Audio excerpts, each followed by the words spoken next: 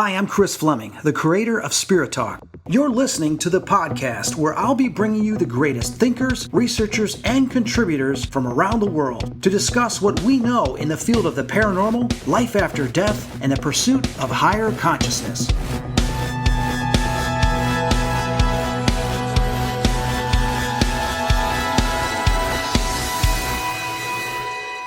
Hey, it's Chris Fleming. Welcome back to this month's edition of Spirit Talk. Now, my next guest, I met her years ago at a local expo and purchased her Angel Oracle deck, and I've not looked back, and here's why. I remember making my way up and down the aisles, seeing all the different products that people were selling, some of the psychics and mediums that were there, and some of the homeopathic type remedies that people were offering. And I remember I cut the corner, and I see this table, and it says, Angel Chatter, angel cards. And I'm like, angel cards? Okay, so I'm used to seeing tarot cards and stuff like that. And as a medium myself, I'm not really into tarot cards. I know it's just a tool and a device to basically receive information, but there really has to be somebody behind it that is connecting with spirit to allow those messages to come through. So I've never been involved with tarot cards because I never needed them. But I sat there looking at this because I had a curiosity. And I remember a voice in my head saying, get the cards. I go, why don't I get the cards? I don't need the cards. I don't need tarot cards. I don't get the cards. No, I'm not going to get the cards. So I walked away. I came back later and I'm staring there and I felt frozen. I couldn't even move. And I'm looking at this table and I'm just eyeing those cards. Should I get the cards? Should I not get the cards? And then a voice says to me, get the cards. And I'm like, why? Because when you're done with your readings, you can do the cards after and we will give additional information or we will complement what you have already said in the reading. And I'm like, well, I don't know. And then all of a sudden, this woman at the table turns around, looks at me, and goes, hi, you're looking at my cards? And I'm like, yeah. She comes over and we start talking. Next thing you know, I bought the cards. I went home. I said, I'm going to test these cards. So I wrote down a question on a piece of paper and I set the cards down. And of course, the question had to do something with my life. I set the cards down like the instructions stated, and then I flipped over the cards. Halfway through, I started tearing up. Every single one of the cards was specifically related to my question and my destiny. I ended up taking a photograph of it, and that photograph is on my Instagram. If you go back a few years, you will see the photograph. I am happy to have my guest, who is the creator of these cards, on today's podcast. Christine Alexandria is an award-winning author. She's highly sought after as an angel intuitive and coach who loves nothing more than to inspire and empower others to live life on their terms. She's the co-creator of Angel Chatter and has an exclusive product line filled with products such as Angel Chatter Oracle cards, which I personally own, sacred aromatherapy, jewelry, crystal sceptres, and much more. Her latest book, Angel Chatter, Heavenly Guidance, was born through the insistence of her clients and now students and is the base of the Angel Chatter Authorization Course, an 8-month online program that she teaches that is offered annually. Now, she has empathy. She can feel things. And these gifts help Christine to tap into the unknown, or better said, the unseen, not only to detect earthbound spirits, but angels, elementals, fairies, to better help her clients and students understand the world around them.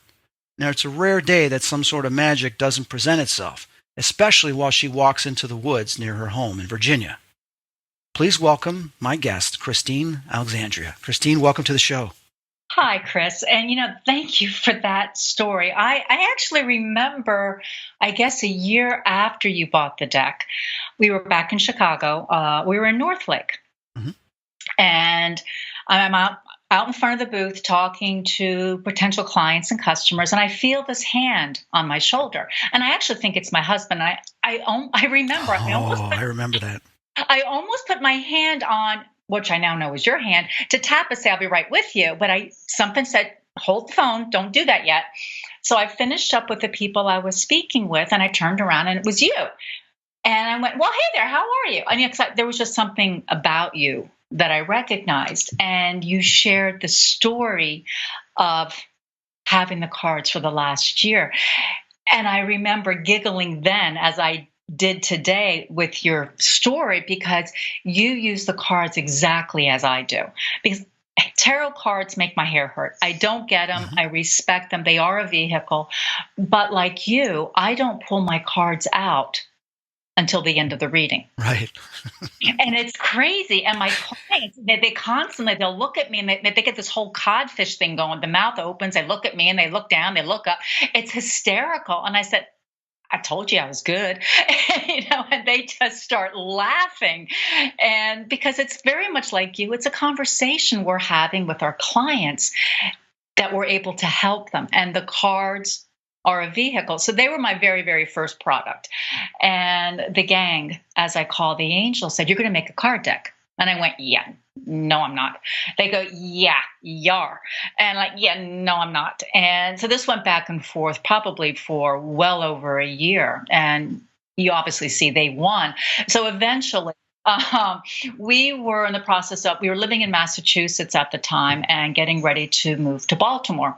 So my husband wasn't home and our daughters were away at college. So pretty much had the house to myself. So they said, see that chair? Sit down. And so for 2 weeks, I wrote the deck and guidebook. Wow. And people came up to me years later. So you channeled it. So I became the codfish because I'm thinking, who am I to be channeling anything? And I went, I guess. Because I never really thought of that I was channeling. It was just such a natural phenomenon. So when they told me I was going to make the deck, I said, but why? I mean, there are dozens and dozens of oracle decks out there. Why do we need another one? They go, think about the decks you have. I went, okay. They're beautifully ornated, illustrated and ornated. I'm like, well, yeah, they're supposed to. And they're like, yeah, no. Are your clients starting to pay more attention to the illustration and what the illustration might mean? And our message is getting lost. Mm-hmm. And I went, oh, okay, you have my attention. So I knew from the get-go it was going to be very simplistic in the illustrations. So we tried a few things, and at best, it looked like a kindergartner did it. It was pretty pathetic. And a friend of mine, about a year after I did all that writing, she said, what about symbols? Oh, immediately latched on to that. So in one evening, no adult beverage involved or anything else, each of the 14 angels that are in the deck came forward and gave me a symbol. And which, again, I didn't know I channeled it, and I didn't know these symbols were actually sigils. And I heard that word sigil and went, what the heck is a sigil?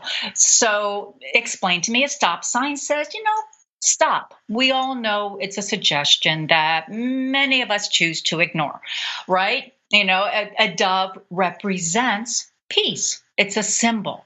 A sigil, and that's where you, students, clients, customers have proven to me that these symbols are actually strengthening your connection with that particular angel. And I went, oh, wow, that's way cool. And that's why they're scattered across my product line. It's not because I was bored and I couldn't think of something else to do, but we all connect with angels differently. And let's face it, we can't carry around an oracle deck wherever we are. So they're in jewelry, whether it's a medallion or on a bracelet. It's in the aromatherapy line, the candles, the misters, the droppers. And so it's all these different ways that they can connect with us to help us to be our best, to be absolutely, to be true to who we are. So it's been a crazy ride since the very, very beginning. And it keeps just like you, it just keeps growing and gets better, and sometimes a little confusing, and sometimes you have to back up a little bit. Well, me, and 'cause I've listened to powers that be that I should do these things, right? And I've quickly learned that I should not do anything you tell me to. Let me go back and marinate on that a little bit, or as I say, heart on it. Questions. Yeah. Yeah, let me see if it makes sense for me. I'm not saying your idea is not valid, but let me see if it makes sense for me personally and my business. So it's pretty crazy. You know, as I'm looking at the cards right now, I've got them in here, and there's one thing I want the listeners to understand is, I mean, they are beautifully done, and the color is just beautiful because it's very calming, and that's what they wanted. Right. These are positive cards. Yeah. There are some certain criticisms in here. I wouldn't even call them criticisms. They would be motivational, inspiring type of things. And there's how many cards in here? Like 50? How many cards? 44. Oh my. All right, we want to talk about Synchro Destiny. Everybody out there, 44 is one of my favorite numbers, and it was a number I had in college. I was a running back named 44. And it's funny because I was just talking about on my Instagram, I think last week, the numbers 555 and 444 keep popping up. And the fact that you said 44, that's just crazy. Yeah, oh my God. Crazy good. So there's 44 cards. Yep. And here's the amazing thing. There's no replicates. There's no, every card's different. Yeah. It was because every angel, because there are 14 angels in the deck. So you have Sandalphon, who's very earthy and grounding. And then you launch right up to Zachiel and beyond, who, was violet flame and transmuting. So just like us, every angel has a different essence, has a different mission, and that energy comes through with the cards. So it's always, I get a hoot when we're at shows. People will look at them, and I said, "Have you seen angel cards before?" And I'll get this deer in the headlight look. They're like, "Yeah, no." I said, "They're very uplifting. They're inspirational." I go, "The worst card in the entire deck is not yet." And they look at me like that's a bad thing. And I giggle and I laugh when clients get that. I said, "Oh my God, I love this card for you for right now." They're like, "Why?" I said, "Because it says everything you're desiring, everything we've talked about. This confirms it's happening, but not right this moment. Because obviously you're not ready to live that aspect of the life as you want to right now. Otherwise it would be happening." Right. You're not ready. They're like, "Oh, I get that." You're not prepared. And I know that cards come up on a couple of my readings. And I remember one client, they're in front of me and I show them, it says, "Not yet." I go, "What did I tell you earlier? You asked me a question about something and I said that they're telling me you're not supposed to know right now." And then, what is it? 10 minutes later, as we do the cards, what comes up? "Not yet." There you go. They're like, wow. They're like, I understand. To get a better idea of what Christine's talking about and what I'm talking about is, when I stood there at her table, my higher self, my angels were telling me, "Chris, get these cards because listen, you're good, but you're not amazing. So, we need to make sure that the message gets through you. And if it doesn't, we're going to back it up with the cards, but we're going to do even better yet." And I remember when I first started doing the readings with the cards, I don't do all my readings with cards. I separate. I said, I'll do a normal spiritual consultation. And if people want the angel cards, that's a completely different reading. Okay. Because that's going to tell you, hey, you are getting the angel cards at the end. I'm going to do a mini reading in the beginning where I'm getting stuff and I'm just going to tell you what's coming through from my messengers. Then we're going to do the cards. What happens 90% of the time, 90% is I will write down and tell the people that's coming through. Then when we're done, I lay out the 6 cards, I pull up the cards, and every one of those cards is complementing what I had already said. And they will look at me going, "Oh my God, you said that. You said this, you said this." And I said, look at the cards. Here, take the cards. They're all different cards. There's 44 of them. You can see that what is the coincidence or the opportunity of those showing up right now? When you shuffled the deck, you cut the deck, and then I took just the cards that were on the very top. And they're like, wow. Exactly. And that's exactly how I work with my clients. You shuffled, you cut. I wear a sleeveless dress at shows when personally and clients, I go, "You see everything going on. All I did was lay out what you had already shuffled." And they are, as you said, 90% of the time, they are blown away at the confirmations. Because what's really cool, which of course the gang did not tell me as I was writing, or I say channeling the deck now, because it would have completely overwhelmed me. They actually instilled the energy of the violet flame into that entire project, Chris. So that deck is always cleansing itself. I remember looking at it before, but now I can see more of a significance. Is you've got the flower of life replicated on the top of the card. And for those that don't know, I mean, that's an ancient symbol. Can you talk more about it, the flower of life? Oh, well, as you just said, it's the basis of everything. Mhm. We can look, it's sacred geometry. Everywhere you look, there's geometry.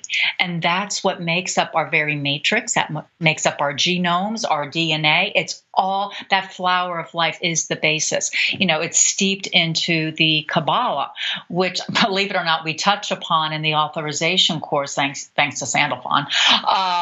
So it's just the essence. It is all that ends all. On the back of the card, the flower of life supports the rose compass because love is everywhere. When Mhm. we can do and act, hear, speak, feel that essence of love, how can we do anything but succeed? Right. Because we are then following what we are meant to do, right? Right. And the interesting thing is, I mean, there's no guidebook to life that we get or anything like that. And, we all pray at some form, those that believe in prayers and those that don't. But still, thoughts are projected, God, help me with this. How this? What's the answer to this? What do I do about this? And I understand that there's certain taboos about receiving information and this and that. But let's look at it this way. You have your loved ones on the other side. You have angels on the other side. You have your guides. You have the creator. You consistently, sometimes on a daily basis or weekly basis, will project your thoughts of wanting, needing, projecting wishes, wanting to know more about this, hoping this works out, that works out. They receive all that on the other side. They get those messages, but the problem is that because of our free will, they can't really intervene. They can't intervene and jump in and say, do this, do that. Sometimes they will because they know that there's something really special coming or something really terrible that they want you to try to avoid, and they'll try to jump in, but not Exactly. always because of that universal truth of free will. However, if you use your free will to say, you know what, I'm going to go speak to somebody to try to get more information, as long as you go to people that are legit, the universe is saying, well, you're using your free will to open up to receive answers. So we're going to send you some of that information. That happens sometimes through readings, and it'll sometimes happen through these cards. And they will say, hey, when you talk about love, they're wanting you to feel better. They're wanting you to find answers, to not get so hard on yourself, to be more optimistic, to realize you're just missing a few things you need to tweak within yourself to perfect yourself or to improve yourself or to accomplish your task. And they're sending those messages to you, but you're not getting them. Exactly. Exactly. We get messages all day long. We just have to, with that free will. And I preach on this so that I feel like I'm talking to my hand at sometimes, because it is that essence of free will. We can get in that very whiny, why can't I, why can't I, why can't I? And we won't see the beauty of the uplifting messages because we're so down in the dumps, so to speak. Right. But when we can turn that phraseology around a little bit. So a few years ago, we were living on the island of Chincoteague. It's a barrier island off the coast of Virginia. And I was in a whiny mode, freely admit it. Am I doing the right why am I doing what I'm supposed to be? This whole angel thing, I don't know if I'm supposed to be doing this. And I know I'm a bit of a control freak. I can micromanage with the best of them. So I was out walking our dog and I said, okay, it was like Wednesday or Thursday. I need a sign from you. I'm going to give you to Sunday, but it has to be so clear. It has to be angelic. And this message has to be so clear. I can't mistake it that I'm making this crap up. And I let it go. I figured that by Sunday, I would forget about micromanaging. Oh, is that a sign? Is that a sign? Right. By Sunday, I would have cooled off. Sunday morning, our daughter texts me, which is not unusual in itself, but she texts me a screenshot of what is being played on TV at that moment. Has never done it before or hasn't done it since. Every single thing on TV, including the commercials, had the word angel in it. Wow. And I wrote back and went, thanks, I really needed to hear that. She goes, yeah, something told me you did. So immediately I hear from them, is that good enough for you? Yeah. I'm like, yeah, okay, I got the sign. So, but you have your numbers. Numbers are everywhere. You start noticing them. I met a woman today, and there are exits on the highway, and it's the signs we choose to see, right? So one of the exits over on the Eastern Shore has an osprey nest. It's something I used to love seeing. I'd see that, the babies, hatchling out and fledgling every year as I drove back and forth. I can't tell you how many people I told that and they go, "There's a nest there? I drive that all the time. I've never seen a nest." It's because you allowed yourself to see the sign and receive it. That little moment of just driving past that exit and seeing the nest. We hear a song. My aunt died. I think we're going on 2 years now. She died from cancer, and we knew the end was very, very imminent. And I was driving down to my parents' house, and my uncle had died a number of years earlier, her husband. And all of a sudden, he pops in the car and he says, "Hey, I'm coming to get her." I said, "Yeah, I know. Just give her a hug and a kiss and tell her I love her and I miss her. Will do." And then he leaves. I'm like, okay, that was kind of weird as I'm driving on the highway. Then I pass exit 44. Okay, so it starts getting weirder. The very next song on the radio is Cher's "Take Me Home." Oh, wow. And have never heard that song, or I can't remember the last time I've heard that song on the radio. So I get to my folks' house. I see my mom. I said, "Aunt Susie died, didn't she?" She looked at me. "How'd you know?" I looked at her. I'm like, "Seriously, who are you talking to right now?" And sure enough, she had died in the couple of hours it took me to get to my parents' house. But I had these 3 seemingly unrelated signs, but because I was just simply allowing, I noticed all 3 and could very quickly put those puzzle pieces together.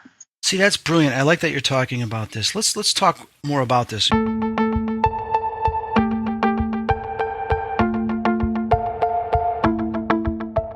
Talking about the angels, we're talking about signs and messages. What do people need to do to look for these things? I mean, because I get a lot of people, "Well, I never get messages. I never get signs." And I'm like, well, I can't answer that right away because I don't know you. I don't know what you're filling your time up with. I don't know what your frame of mind is, what your hobbies are, Right. whether you're more left brain, right brain. There's so many different things that can be involved. Absolutely. And you're spot on. There are so many variables. But, I'll give lectures at these shows, where you and I met, and because frequently these people, the members of the audience will ask, "Well, what kind of signs can I have?" They start stumbling. And I'll say, "Well, who's ever found a feather?" And they look around and they start raising their hands. I said, "That's a message from the angels." Now, okay, I lived on an island filled with seagulls. Of course, there's feathers everywhere, right? But you notice them.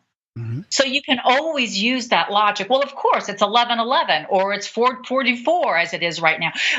You can always use logic to say it is what it is.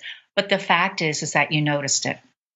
You have the songs. They frequently will work through a song to get their message through. Oh my God, yeah. Let me intercede real quickly on this so people get an idea.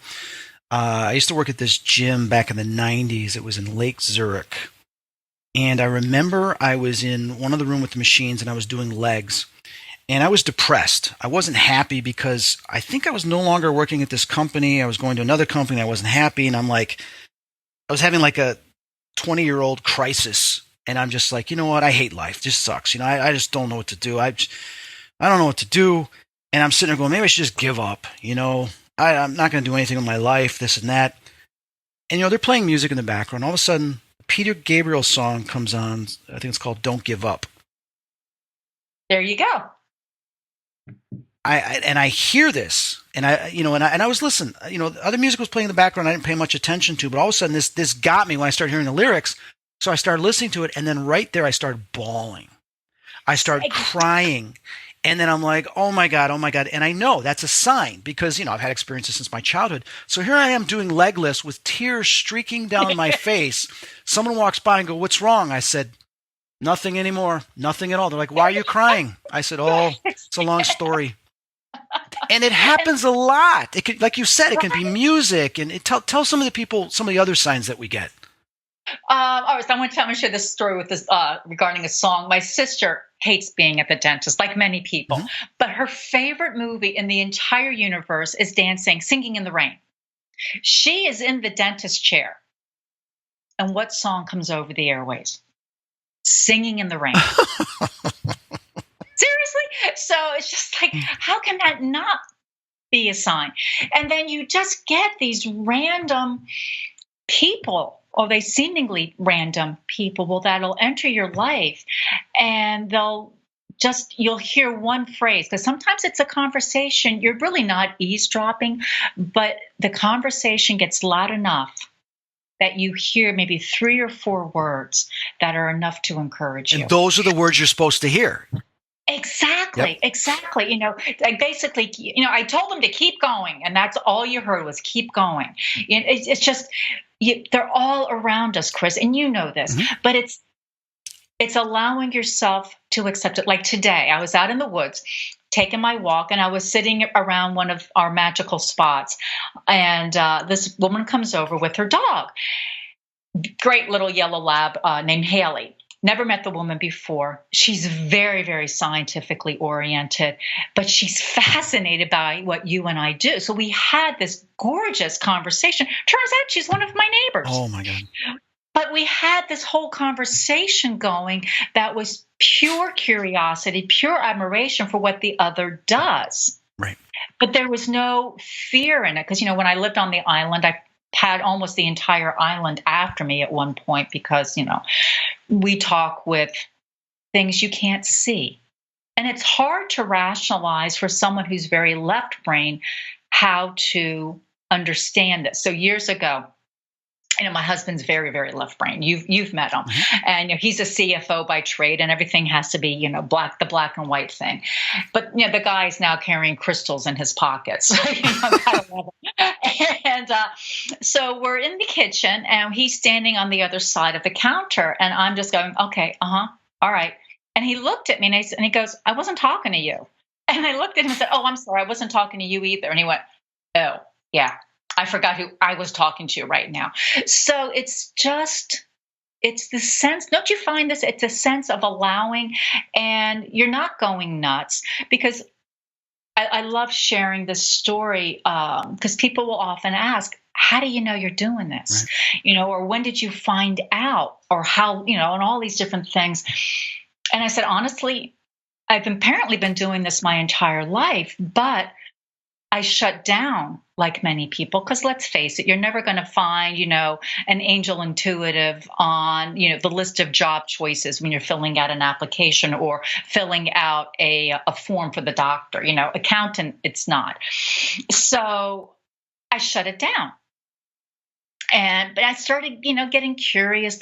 My daughters were getting older, and I was kind of dabbling, and I was, in that big questioning and exploring time frame. So I was having a phone reading, the only person in the house.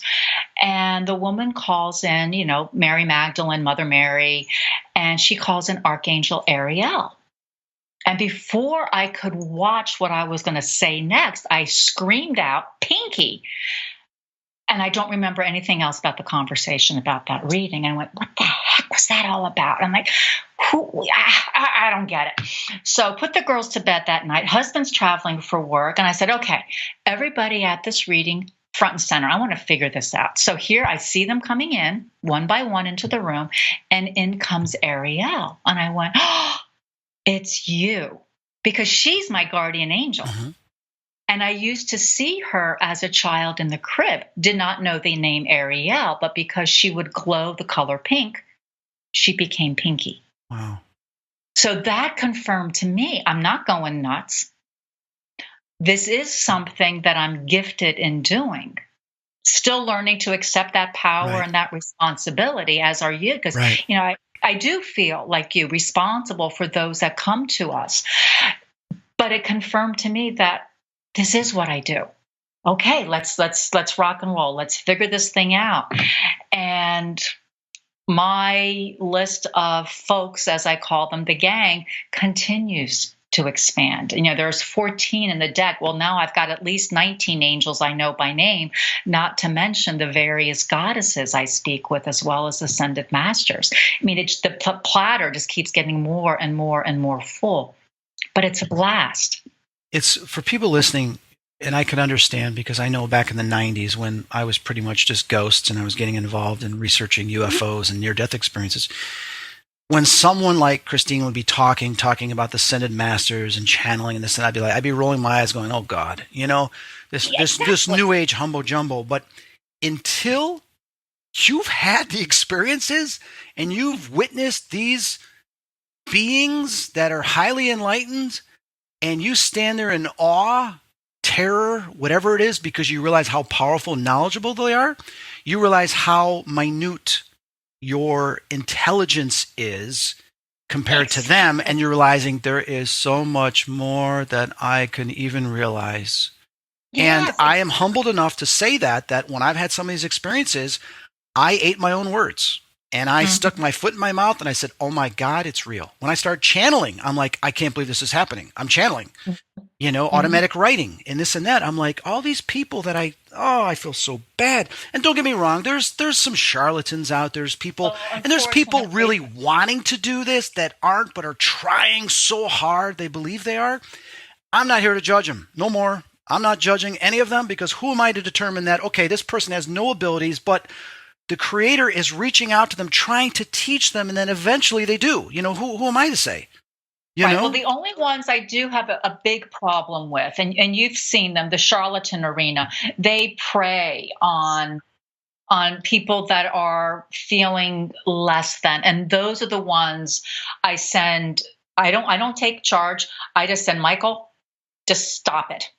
Big Mike, Archangel Michael, the protector, just stop these people from spreading more fear, That's good. because that's exactly what they're doing.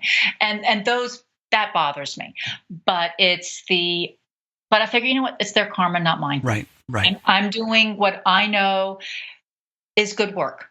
right. It's empowering. We giggle. There's a box of tissues always by my reading table, because the tears will inevitably flow when someone hears the truth. So this past summer, I was very lucky to go on a tour of Sacred France. I What's am that? very, it's following Mary Magdalene's path. Oh my Yes. God, tell us about it. Can you tell us? We don't have enough time, my friend. But uh, let's put it this way. So I wrote the deck, the one you have. I think it's going on 9 or 10 years ago. And I knew from a year of its debut, there was a second deck called The Empowered Heart. And I hired artists to help inspire me to get this other deck going. Nothing. It fell flat every single time.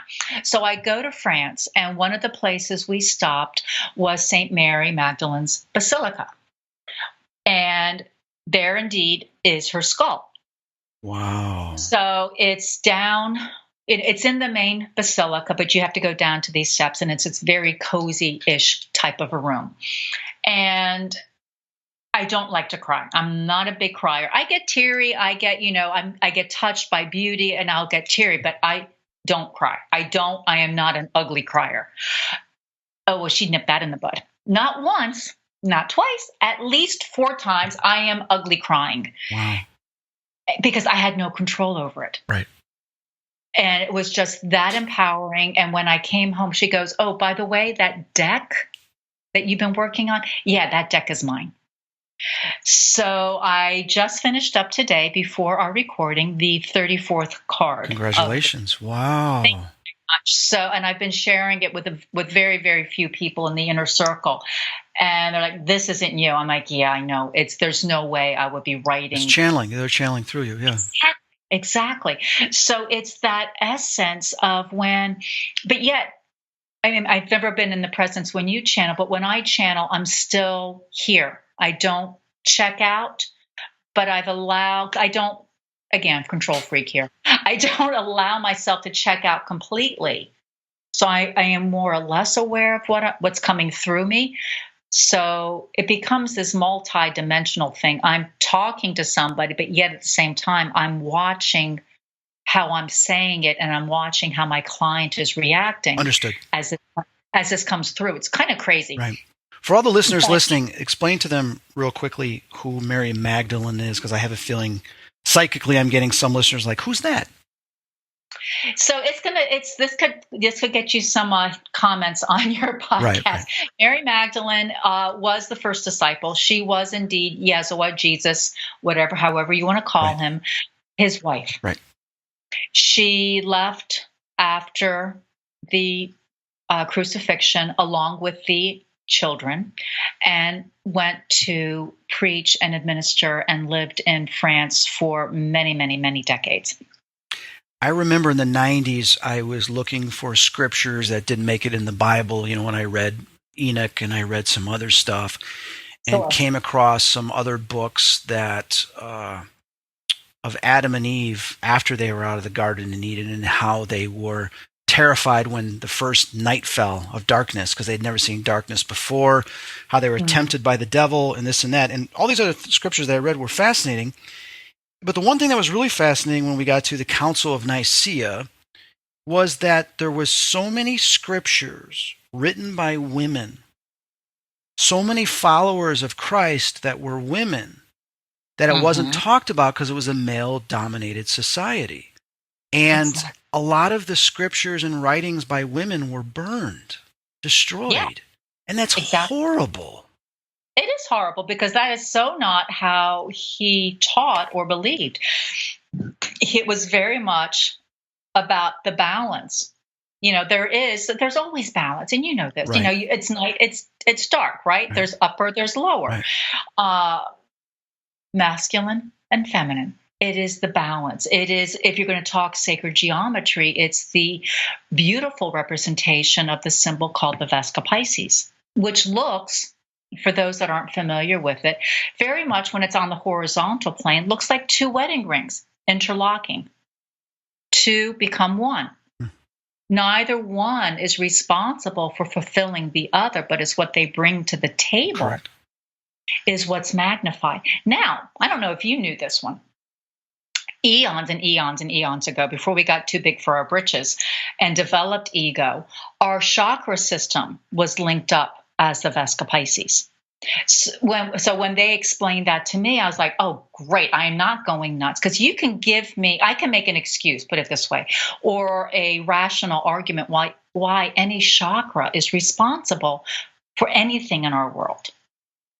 Because every chakra, if it's in its truest form, is certainly linked up. The root supports us speaking our truth because we're feeling safe to do so. Right? So it's when we really develop that egoic mind. It wasn't just separation of church and state. It was separation of energy, separation of chakras that then began to commence. That goes into then some of the entanglement where everything's connected and how our chakras are connected to the higher intelligence, to the creator. Would you think? Exactly. Oh, without a doubt. Without a doubt.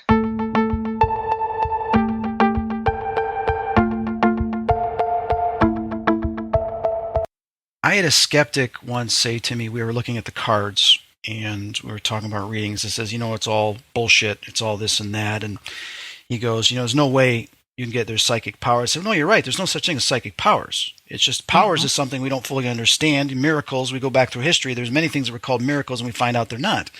I said, but let me explain something that you might understand. He's like, what? So I took out a piece of paper and I drew this grid. He goes, what's that? I go, well, you've heard of the entanglement, right? Entanglement theory? He's like, yeah. I said, all right, let's plot some points on here. So here's a point here, here's a point here, here's a point here. Now, even though this point's all the way on the other side, that's still connected to this point over here, isn't it?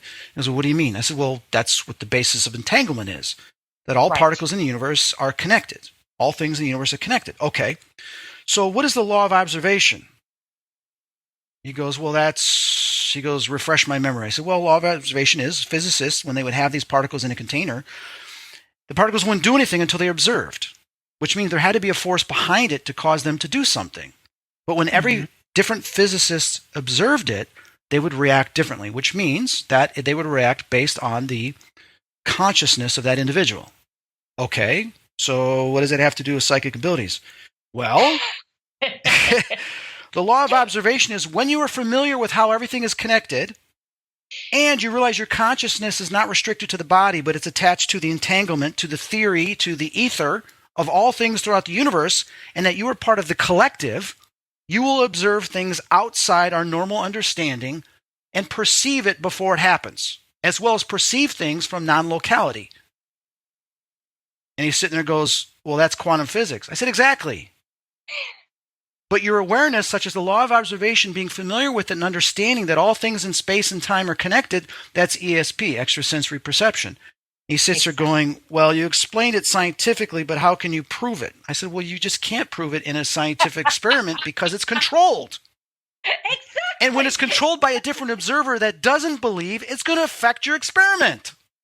Exactly. So it's always an interesting phenomenon, an exercise when the non-believers or skeptics experience their own thing. Right. And so we had Thanksgiving here this past year, and my parents were visiting, and their daughters and their beloveds. So it was some nice little gathering. Every single morning, someone came down to share with something happened in the middle of the night. So it started with our youngest arrived very, very late, 2:00 in the morning, and husband stays up, God love you, honey, I'm going to bed. So he comes up to bed. Next morning, did you take a bath last night? No. Why? Do I stink? I had no idea what he's talking about. Did you take a really hot shower? Again, no. Why?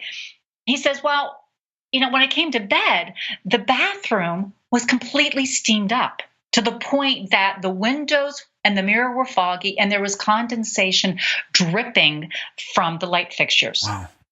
Now, I am literally, my head is on the opposite side of the bathroom. It's like there's only a wall. Heard none of this. So that started the whole week. Wow. Of crazy, crazy, crazy fun stuff.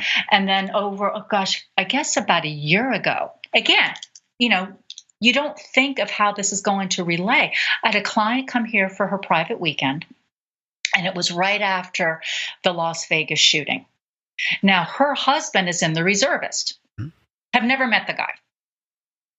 Well, the shooter in Vegas was military. Right.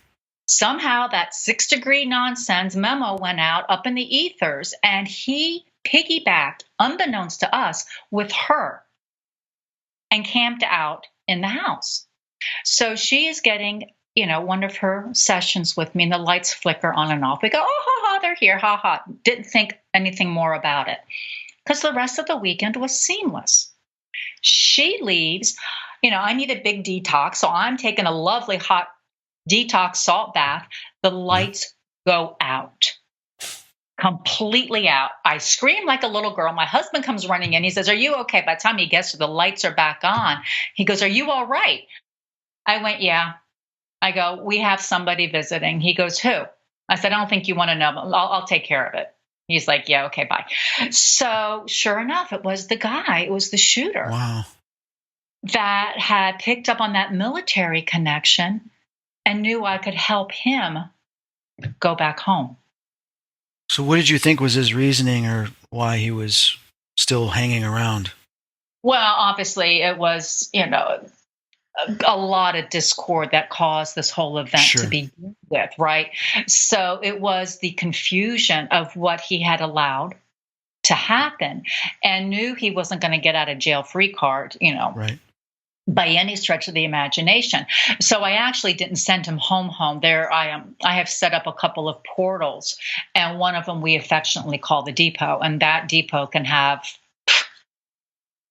millions sometimes go through there as a place to rest before they go home. Yeah. Home. So he went there to rest and reflect before he could go back home to have his life review, so to speak. So he camped out there. If I remember correctly, Chris, I think it was like 2 to 4 days, and then he was gone, and it was clear. It's interesting. I've had conversations like that where some souls go. It's certain religions will call it certain things, such as purgatory, limbo, and these other things. That souls that they're not consciously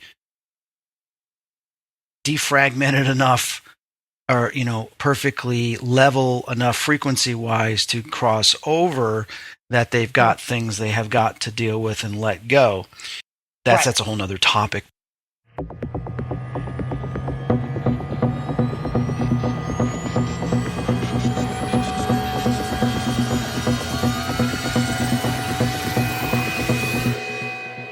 We've talked about some of the angels, the signs and messages from beyond. What other advice can you give to the listeners that they can work on consciously themselves to start paying attention to some of these signs and messages and open up to it? Oh, what a great question.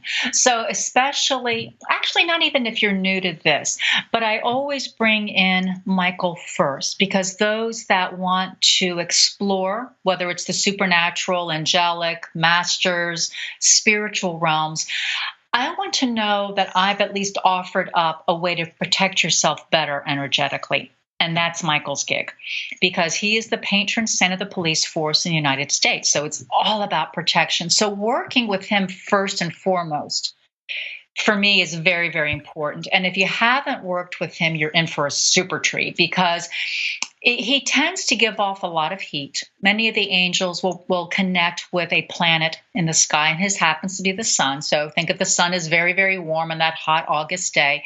So it tends to be a very warming experience. That's just one of the ways he's saying, I'm here with you. And from there, get to know him more intimately as he best presents to you. And the more you do the more you're going to realize he actually has a funny sense of humor. But then it's about asking, but not asking so many questions at once. Not that they can't answer, but you won't really be able to recognize the answers or the signs as they come in because you've overloaded your request platter, so to speak. So especially if you're first starting out, go simply. Ask, think about my TV store and I get this, text from my daughter about all these different angel things. So maybe ask, I need an angel sign, but it has to be so clear. I have to know I'm not making this up, and then let go. That's the biggest key, is to let go of what you think your message ought to be. Because sometimes, as you well know, we're not supposed to do something. So the message we're going to get is saying, yeah, you don't want to do that. But our ego gets in the way and says, oh, yeah, but you want to. So you're going to end up arguing with that sign. Mm-hmm. It's that allowing part that's the biggest hurdle for so many. Permission, the free will. Exactly. It's that free will. It's the free will of asking, the free will of receiving, not just what you think you're supposed to get, but beyond that. Because we all have a limit of what we think we're worth. But our worthiness goes up and beyond that. Like, I know where Angel Chatter is going. How it's going to get there, don't have a clue. But I know the platform it's supposed to be on. Mm-hmm. As you know, where your gifts, that platform it's supposed to be on. How the schematics, the details, I leave it up to them. Right. Connect me with the right people. Give me signs, whether it's a song or a feather or a number or a conversation, or when I do the daily messages on social media, that message is just as much for me as everybody else who's reading it. It's these various ways. It's that allowing. Right. And the thing is to be open to that, like we were talking about earlier, and like I briefly mentioned about the skeptic, mm-hmm. with the entanglement, having that grid system where a certain thing is created in a certain point of space and time. And even though that song was created a long time ago, even though that message was dropped there a long time ago, the universe knew that you would be crossing that path at a specific moment in time and space, that you would need to witness that, to recognize a part of that would pertain to your life. I'm going to give you a perfect example, and then we're going to wrap this up with some more messages from you. Mm-hmm. This happened last year. I go to treatment and therapy once in a while for my neck because I got a neck injury in a car accident in 2009. So I get cranial sacrum therapy that's done. And unfortunately, I deal with some serious pain sometimes that affects my sleep, where I can't sleep at all at night. And it gets very stressful because when you go days without sleep, you're frustrated. Right. Well, I was driving to treatment, and I was going down I-90 headed towards Chicago. And I tend to have my little sessions in my car where I'll talk to the universe. I'll talk to guides and stuff like that. And I'm sitting there going, and I remember I was talking to my dad, and I'm just like, Dad, I remember there's certain things you told me when you were alive. One day you'll understand, one day this. Yeah, I do understand. Now I know what it's like to have a concussion, which you had, and this and that, and blah, blah, blah. Even though you never knew I didn't have that concussion until after you died, you were projecting things that were going to occur. And I remember when I told my father to let go when he was in the hospital, And I said, Dad, do you want to go home to the other side? He's like, what about you and your sister? I said, Dad, we're going to be fine. He looked at me. He touched me with his one good arm that he could move. And he says, be strong. Mm. And I remember I said, okay, so he's telling me be strong for when he passes away. Well, I was strong. I was fine. Things went well. But I realized, Dad, you weren't telling me to be strong for your passing. You were telling me that I was going to go through some challenges, even though the challenges hadn't happened yet. Right. And I'm thinking about it in the car, and I start crying a little bit. And I'm like, Dad, I can't do this. It's too hard. It's affecting everything. I've had to give up so much. I can't be strong, And I said, what am I supposed to do? And I'm sitting there going, I need an answer. Mm-hmm. 5 minutes later, I'm driving, just thinking about it, hoping that eventually I'm going to get an answer. My attention's drawn to the right-hand side, and I look up, and there's this billboard. The very first image on the billboard on the left-hand side is the logo of the Chicago Blackhawks, who my dad played for. He was in the NHL 13 years. To the right of it, it says in big bold print, be stronger. I love it. And then to the right of it is a protein drink, and then at the bottom it's got the logo of the protein drink. But the bold headline, people don't know, I was in advertising in the 90s. I was an art director and creative director, so I created these campaigns, not billboards, but advertisements, where we would have one big graphic, and we would have a headline, and then we would have a subhead. The headline, I created. I used to create those for some of these major companies, right? Mm-hmm. So how are they going to reach to me? They're going to reach me through advertising. They're going to reach me through music, through TV. They are. Exactly. And the fact, be stronger, which my dad would say, son, sure, you've been strong. I'm proud of you. Now you need to be stronger. Love it. Listen, everybody, that is an incredible message that I even stopped. I took a picture of it. And I told my therapist when I got there, that's not coincidence. No. Because it's a direct response. We talk about this in ITC, direct response to the messages. So these are the things that you need to look for. The universe is going to pick things that you're related to, whether it's music, whether it's writing, whether it's reading, whether it's, who knows, whatever you're into, they will use things that they can connect with you. Exactly. And things that you will accept. So years ago, and I know we need to be wrapping up, we're coming home from a second honeymoon of sorts. And my parents have been watching our daughters, but my dad went home, and we can't leave my dad alone for too long by himself. He gets into some sort of, health problem. So mom left to take care of him and had arranged for our neighbors to take care of the daughters for the last day. But of course, Mama Bear wanted to be home right away, right? So I said, okay, guys. So we dock in New York, have to get a cab, go all the way across to Grand Central Station to get the train back up to Boston. There was a train leaving within 2 hours, and the next one was not for a good 5 or 6. Well, of course, I wanted the first one. My husband said, not going to happen. I said, watch me. So we get up to Grand Central Station. Cars are parked 3 or 4 deep. There is nobody in sight, not a red cap anywhere. Get out of the car, turn around, get my crap out of the car, turn around again. There stands a red cap. How may I help you? Got us on the train. Everything's settled. We turn to give him a tip.